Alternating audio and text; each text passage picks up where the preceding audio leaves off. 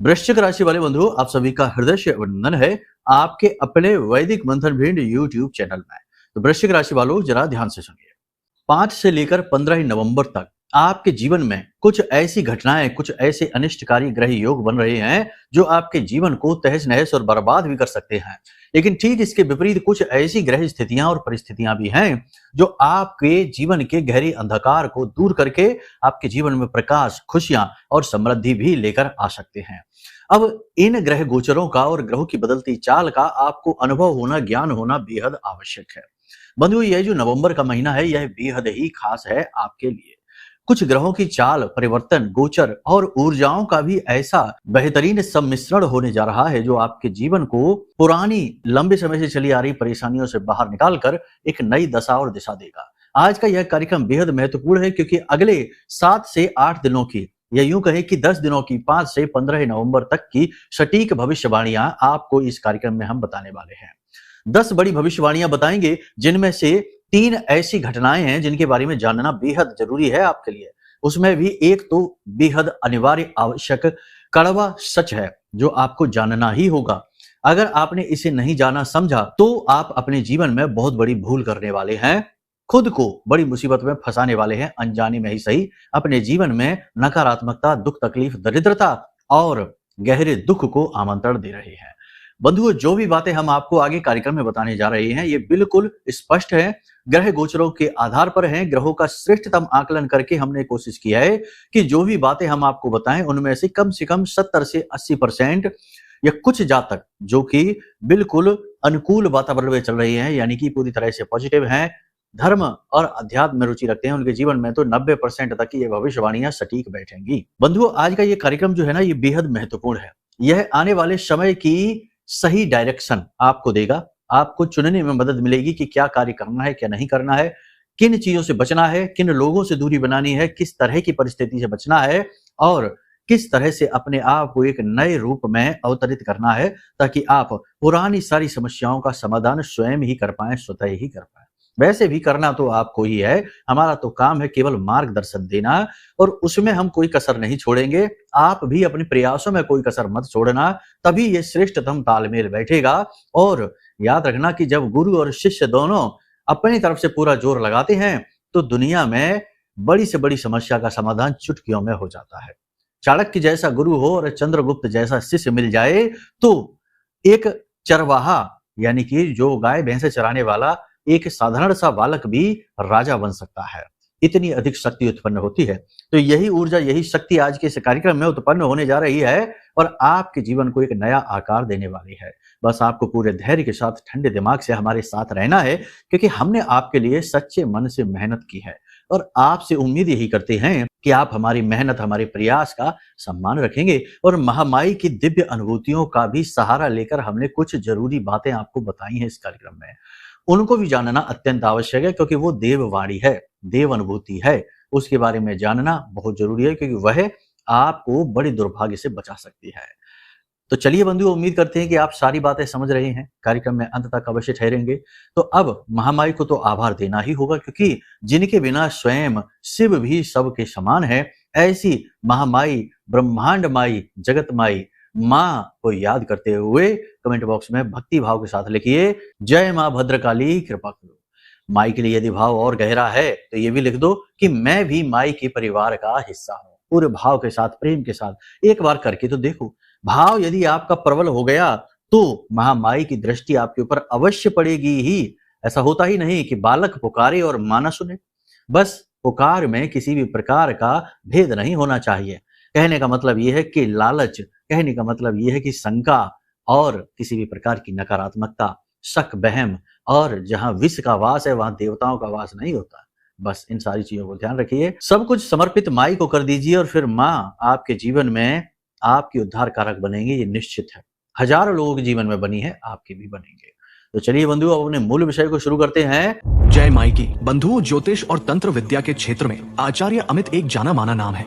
पूज्य गुरुदेव के साधनाओं और ज्योतिष विद्या के अनुभव बेहद दिव्य है। जी हाँ, पूज्य गुरुदेव ने जिसकी भी कुंडली का विश्लेषण किया और कुंडली के अनुसार उसे सटीक उपाय व महामाई माँ बगलामुखी की विशेष कृपा दी, उसके जीवन में सकारात्मक बदलाव तो आ ही है। फिर चाहे समस्या कितनी ही कठिन क्यों ना हो, समाधान तो अवश्य हुआ है। अब ऐसे में यदि आप भी अपने जीवन की किसी बड़ी समस्या से जूझ रहे हैं, जैसे कि कर्जा बढ़ता ही जा रहा है, काम धंधा और व्यापार सब रुक चुका है, रिश्ते नातों में तनाव हद से ज्यादा बढ़ गया है, पूरा जीवन ही नकारात्मकताओं से भर गया है, तो ऐसे में यही सही समय है जब आप श्रेष्ठ गुरु से मार्गदर्शन प्राप्त करें और जीवन के अंधकार को समाप्त कर दिव्य प्रकाश की ओर कदम बढ़ाएं। वीडियो में दिए गए नंबरों पर तुरंत संपर्क करिए और अपनी कुंडली का विश्लेषण व समाधान पूज्य गुरुदेव के द्वारा करवा लीजिए। देर ना करें, आपके देवी देवताओं के आशीर्वाद से ये मौका खुद चलकर आपके पास आया है, इसे गंवाना नहीं है। अभी फोन करें और गुरुदेव से मार्गदर्शन प्राप्त करें। महामाई आपका कल्याण करे। धन्यवाद। सबसे पहले आपको बताते हैं 10 बड़ी भविष्यवाणियों के विषय में। जरा ध्यान से सुनना है, कान खोलकर सुनना है, क्योंकि इन भविष्यवाणियों के साथ साथ आपको हम कुछ सलाह भी देंगे, कुछ उपाय और क्रियाएं भी बताएंगे। देखो, छोटे छोटे प्रयास ही बड़े परिवर्तन लेकर आते हैं। आप ये सोचे कि एक दिन अचानक ऐसा होगा कि सोकर आप जागेंगे और सारी मुसीबतों का अंत हो चुका होगा और आप राज सुख भोगेंगे। ऐसा दिन कभी नहीं आता। राज सुख भोगने के लिए पहले न जाने कितने दुख भोगने पड़ते हैं। सूरज की तरह चमकने के लिए सूरज की तरह जलना भी पड़ता है। तो ठीक इसी प्रकार से आपको चीजों को समझकर जीवन में उतारना होगा और फिर धीरे धीरे परिवर्तन प्रारंभ होंगे।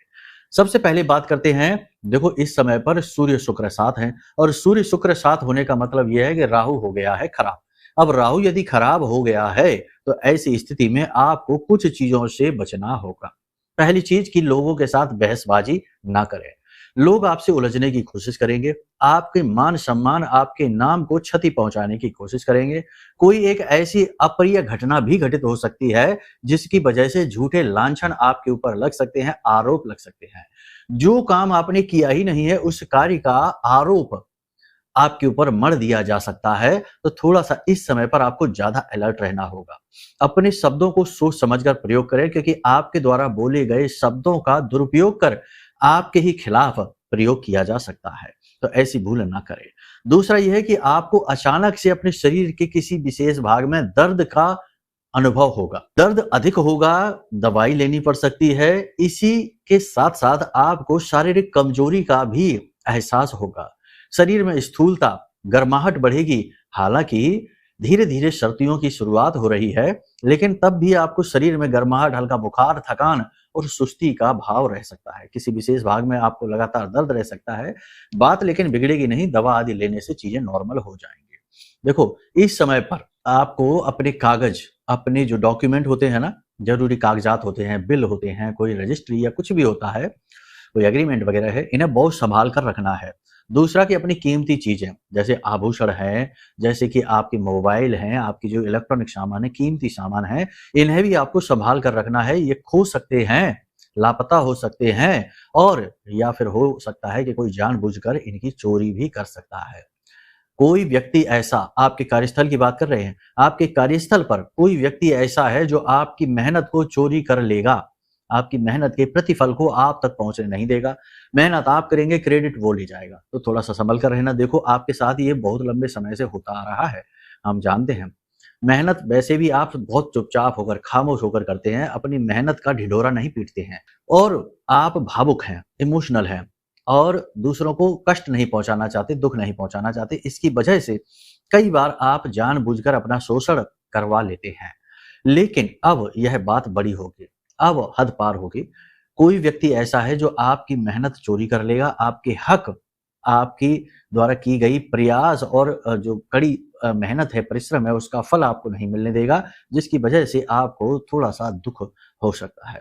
भरोसा तो टूटेगा ही, ये बात तो निश्चित है ही। आपको अपने मान सम्मान के लिए, अपने हक के लिए लड़ाई लड़नी पड़ेगी।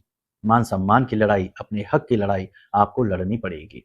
ठीक है, अलर्ट रहना इसके लिए। इसका मतलब ये नहीं है कि जब हम ये कहते हैं तो इसका मतलब ये नहीं है कि अब आपको कहीं लड़ना है, कहीं आपको झगड़ना है, कहीं आपको कुछ ज्यादा ही नहीं, ऐसा कुछ नहीं है। ये केवल अंतर मन की बातें हैं।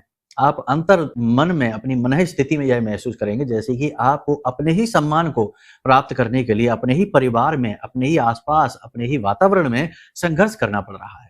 जो सम्मान, जो इज्जत के आप हकदार हैं, जिसके लिए आपने मेहनत की है, वो आपको मिल नहीं पा रही है, उसके लिए स्ट्रगल रहेगा।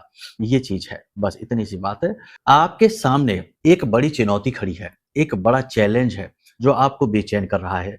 आपकी कोई योजना है, किसी प्रकार का कोई विचार है जिसमें आप असफल होने का डर लग रहा है आपको, कोई योजना, कोई विचार है, कोई एक चुनौती है जिसमें असफलता आप सोच भी नहीं सकते हैं और इसमें असफल होने का डर आपको सताएगा। गुप्त रूप से आप अंदर ही अंदर थोड़े से कह सकते हैं कि कुढ़ जाएंगे या फिर कह सकते हैं कि अंतर्द्वंद आपके मन में रहेगा। आप किसी को इसके विषय में बताएंगे तो नहीं, लेकिन अंदर ही अंदर आप जलेंगे। लेकिन ठीक इसी के साथ साथ ऐसा भी होगा कि आपका मनोबल भी बढ़ेगा। देखो, एक तरफ डर है, दूसरी तरफ आप स्वयं हैं, तो आप कमजोर नहीं हैं, आपका मनोबल तो बढ़ेगा। कोई अनजानी शक्ति आपका साथ देगी, आपके मनोबल को बढ़ाएगी। गुरु उच्च के हैं तो सीधी सी बात है कि ये आपको मनोबल तो देंगे ही, आपकी आध्यात्मिक उन्नति तो कराएंगे ही। पूजा पाठ के प्रति आपकी रुचि बढ़ेगी, अध्यात्म के प्रति आपकी रुचि बढ़ेगी। आप कोई विशेष प्रकार की पूजा पाठ अनुष्ठान कर सकते हैं, मंदिर जा सकते हैं, तीर्थ यात्राओं पर भी आप जा सकते हैं। तो ये तो अच्छी बात है, लेकिन ये जो मनोबल बढ़ने की बात है, ये होगी तभी जब आप आध्यात्मिक प्रवृत्ति के रहेंगे। सबसे बड़ी बात यहाँ पर यह है कि आपको अपने ऊपर नियंत्रण रखना है इस समय और काल पर। ये जो 10 दिन का समय है, इस समय और काल पर नियंत्रण अत्यंत आवश्यक है। किसी के साथ बहस नहीं करनी है, अपनी चीजों को किसी को देना नहीं है, सोच समझ कर देना है। कर्जा किसी को भी नहीं देना है, कर्जा दिया तो वापस आने की संभावनाएं बहुत ही कम है। और सबसे बड़ी बात कि किसी से जरूरत से ज्यादा उम्मीदें नहीं करनी है, किसी की गारंटी, किसी की जमानत आपको नहीं लेनी है। ठीक है। विद्यार्थियों का मन थोड़ा सा अशांत रहेगा, अपने ऊपर ही शंका होगी, अपने ऊपर ही थोड़ा सा इनको भेद लगेगा, शंकाएं रहेंगी कि कहीं कामयाब होंगे कि नहीं होंगे, किसी प्रकार का डर सा इनको रहेगा।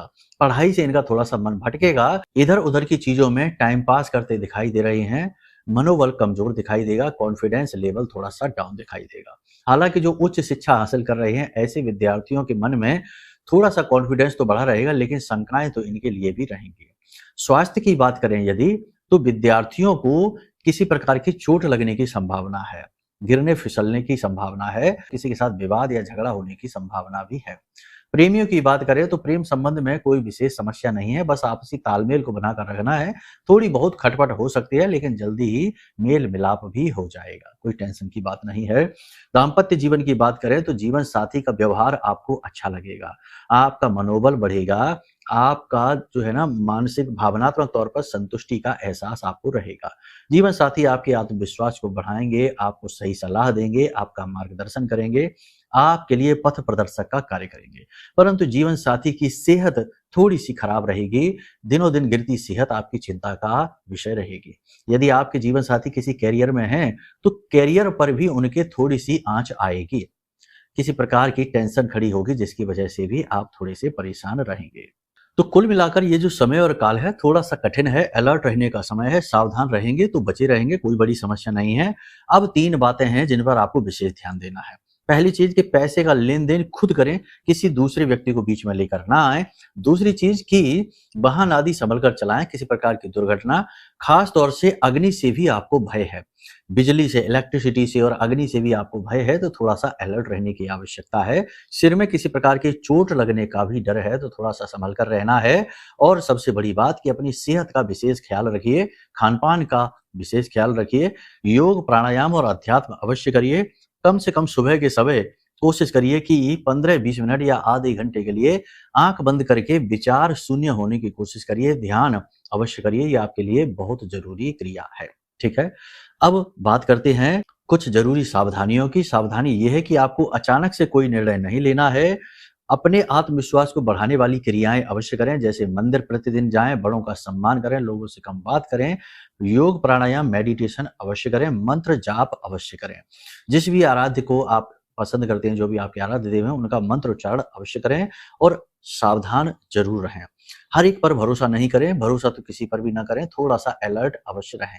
अपनों में ही शत्रु छिपे रहते हैं, ये बात आप अच्छी तरीके से जानते हैं। बाहर वालों से तो वैसे भी कभी कोई खतरा होता ही नहीं है, खतरा असली तो अपनों में ही होता है। वो कहावत कहते हैं ना कि किसी भी पेड़ के कटने का कोई किस्सा ही ना होता, यदि कुल्हाड़ी में पेड़ का ही एक हिस्सा न होता। तो बस संभल कर चलिए, यही हमारे शास्त्र कहते हैं, यही इतिहास भी कहता है। अब बात करते हैं उपाय और क्रियाओं की। देखो, यहाँ 2-3 चीजें हैं, इनको आप ध्यान से समझो। अपनी खुद की शुद्धता और सुरक्षा आपके लिए बेहद आवश्यक है। तो सबसे बड़ी बात यहाँ पर यह है कि आपको ध्यान देना है, एक पोटली रखनी है। हम पिछले कार्यक्रम में भी बता चुके हैं, आपको कई बार बताते हैं।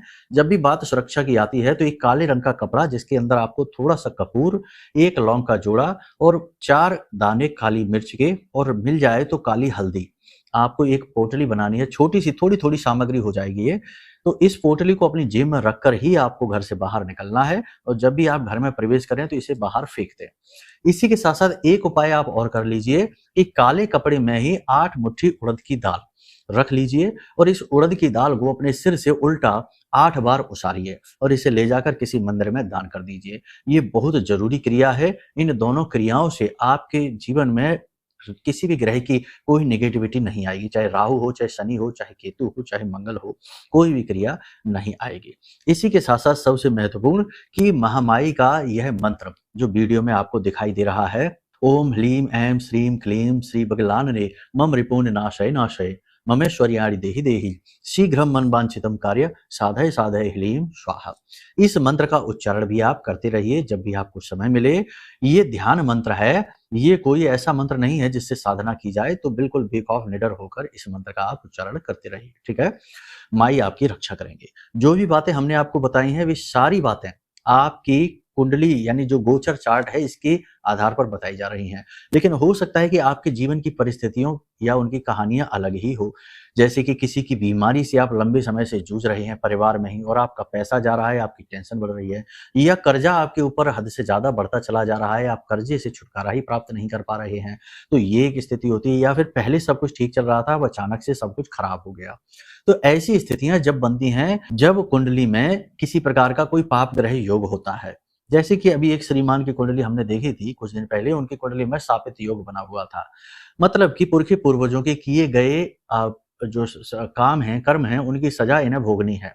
तो ऐसा ही हुआ कि उनके परिवार में उनके पिताजी ने कर्जा बहुत अधिक ले लिया, जिसे चुकाने के लिए इन्हें भी कर्जा लेना पड़ा, और पूरा परिवार गिरवी रख गया, यानी घर भी गिरवी रख गया, कहने का मतलब प्रॉपर्टी भी गिरवी रख गई, और आज बुरी हालत में है, परेशान है। तो ये दोष अगर पहले पता होता इनको तो ये थोड़ा सा संभल कर चलते, इसका इलाज कर लेते, उपाय हो जाता। उपाय हो जाने से इसकी शक्ति कमजोर हो जाती, तो हो सकता है कि इनके पिताजी कर्जा ही न लेते, कोई ऐसा कार्य ही न करते, इनकी मानसिकता ही बदल जाती। आखिर आपकी या किसी भी व्यक्ति की जातक की जो मानसिकता होती है वह भी तो ग्रह की ऊर्जाओं से प्रभावित होती है। तो बहुत सारे ऐसे योग होते हैं जो कुंडली में होते हैं और जो जातक को लगातार प्रताड़ित करते हैं। लंबे समय तक इन योगों का यदि उपाय न किया जाए तो होता यह है कि इनकी भयंकर नेगेटिव एनर्जी जातक को चारों तरफ से जकड़ लेती है, घेर लेती है। फिर स्थिति यह बनती है कि जातक चाहकर भी किसी भी उपाय क्रिया से, किसी भी पूजा पाठ अनुष्ठान से भी इन समस्याओं से छुटकारा प्राप्त नहीं कर पाता है, क्योंकि वो नेगेटिविटी सब कुछ सोख लेती है, जातक को कभी सुखी होने नहीं देती। तो इसके लिए अगर कुंडली दिखाई जाए और उसके उसी दोष का समाधान कर दिया जाए उपायों के माध्यम से, तो वह नेगेटिविटी भी हट जाती है। और दूसरा कि नेगेटिविटी को हटाने के लिए यह जो महारक्षक कवच है, यह जो हमने निर्मित किया है, ब्रह्मास्त्र विद्या मां बगलामुखी के सिद्ध मंत्रों से जागृत है और अभिमंत्रित है। तो हम यही करते हैं कि हम लोगों से कहते हैं कि पहले इस कवच को मंगा लो, फिर अपनी कुंडली का आकलन करा लो। कवच का कार्य रहेगा कि इस समय पर आपके जीवन में जो भी नकारात्मकता है उसे तुरंत काट डालेगी, क्योंकि ये ब्रह्मास्त्र विद्या है, अचूक हैं, इनका वार कभी खाली नहीं जाता है। और दूसरा ये होगा कि कुंडली के उपाय करने से जो कुंडली का दोष है वह कमजोर पड़ जाएगा। तो फिर क्यों नहीं जीवन में खुशियां आएंगी, क्यों नहीं दुखों से मुक्ति प्राप्त होगी। हमने ऐसे ऐसे लोग देखे हैं जो लाखों के कर्जे में है और एक एक दो दो महीने में ही उनके जीवन से कर्जा दूर हो गया, वे खुश हो गए। तो आप भी ये निर्णय लीजिए। ये सारी बातें हम बताते ही इसलिए हैं ताकि आप प्रेरित हो और अपने जीवन के दुखों को जाना, कष्टों को समझे कि क्यों है ये कष्ट, और उन्हें मिटाने के प्रयास करिए। ठीक है, तो चलिए बंधु, आज के इस कार्यक्रम को यहीं विराम देते हैं। हमने जो कुछ भी बताया है इन बातों को जीवन में उतारिए। सारी बातें हमने आपको निष्पक्ष तौर पर बता दी हैं, कोई लाग लपेट नहीं है, कोई भी इधर उधर की बात नहीं है। ठीक है, तो चलिए बंधु, महामाई को याद करिए, प्रेम से मन में माई का आवाहन करते हुए बोलिए, जय माई की जय, मां बगलामुखी। हमारे प्रिय और परम पूज्य आचार्य जी ने अपनी साधनाओं के अनुभवों पर आधारित शक्तिशाली उपाय और क्रियाओं के माध्यम से हजारों लोगों के जीवन को पूरी तरह से बदला है। आचार्य जी के द्वारा बताया गया हर एक उपाय इतना सटीक और कारगर होता है कि जो भी इसे पूरे भाव के साथ कर लेता है उसे साक्षात महामाई की कृपा और आशीर्वाद प्राप्त हो जाती है। इसलिए निसंकोच इन उपायों को पूरे भाव के साथ करिए आपका कल्याण होगा। जय माई की।